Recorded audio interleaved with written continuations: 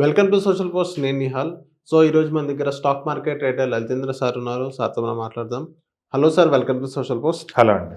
Sir, ఇప్పుడు ట్రేడింగ్‌లో convergence and divergence అంటే ఏంటి సార్? ఈవెన్ డైవర్జెన్స్‌లో ఎక్కువ మూవ్‌మెంట్స్ ఉంటాయంటారు, నిజమేనా సార్ అది? అంటే మనకి ట్రేడింగ్‌లో కింద ఆసిలేటర్స్ అని ఉంటాయి. టాప్‌లో ఉండే వాటిని ఇండికేటర్స్ అంటారు. బాటమ్‌లో ఉండే వాటిని ఆసిలేటర్స్ అంటారు. ఈ ఆసిలేటర్స్‌లో మనకి డిఫరెంట్ టైప్స్ ఆఫ్ ఆసిలేటర్స్ ఉంటాయి. ఆర్ఎస్ఐ, ఎంఏసిడి, స్టొకాస్టిక్స్ ఇలా ఆసిలేటర్స్ ఉంటాయి.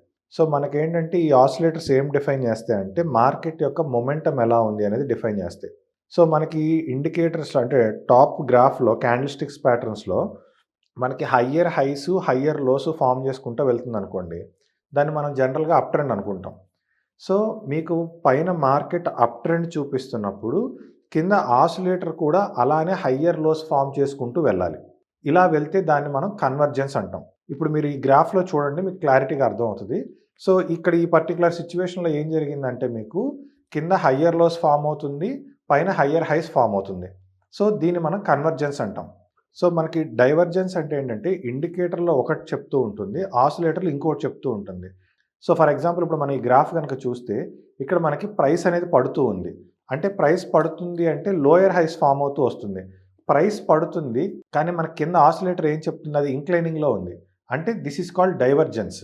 అయితే ఈ డైవర్జెన్స్ వచ్చినప్పుడు పైన చెప్పేది జరుగుతుందా? కింద చెప్పేది జరుగుతుందా? అంటే పైన ప్రైస్ ఏం చెప్తుందో దాని ప్రకారం జరుగుతుందా?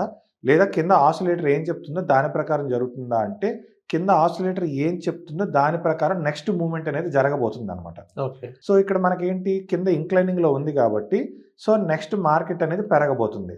అందుకే ఈ ఎగ్జాంపుల్‌లో మనకి ఏం జరిగింది? డైవర్జెన్స్ అంటే ప్రైస్ ఫాలింగ్‌లో ఉంది. కింద ఆసిలేటర్ అనేది రైజింగ్‌లో ఉంది. కాబట్టి నెక్స్ట్ మూవ్‌మెంట్ ఏం జరిగింది? మార్కెట్ అనేది పెరిగింది.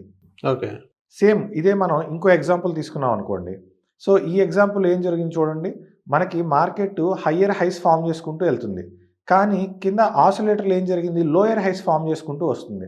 అంటే డైవర్జెన్స్. అంటే పైన ఒక రకంగా వెళ్తుంది. కింద ఇంకో రకంగా వస్తుంది.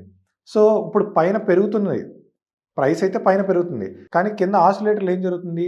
హయ్యర్ లోస్ ఫార్మ్ అవుతూ వస్తుంది. కాబట్టి రాబోయే కాలంలో మార్కెట్ అనేది పడబోతుంది. అంటే అది మనం ఏ టైమ్ ఫ్రేమ్ పెట్టుకుంటే ఆ టైమ్ ఫ్రేమ్ ప్రకారం. సో అందుకే ఇప్పుడు ఈ గ్రాఫ్‌లో చూడండి, ఈ డైవర్జెన్స్ వచ్చిన తర్వాత మార్కెట్ అనేది ఫాల్ వచ్చింది.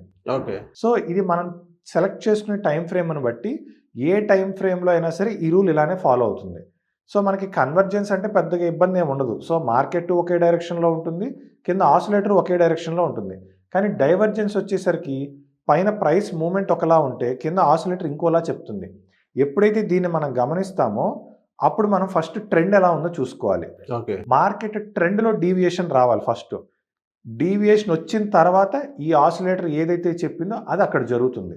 ఓకే. సో డైవర్జెన్స్ వచ్చినప్పుడు ఏంటంటే మనకు కొంచెం మూవ్‌మెంట్ ఎక్కువ వచ్చే అవకాశాలు ఉంటాయి. అంటే ఎక్కువ డైవర్జెన్స్ ఉంటే బావుంటదంటారా సార్? ఈ డైవర్జెన్స్ వచ్చినప్పుడు మూవ్‌మెంట్ ఎక్కువ ఉంటుంది అంతే.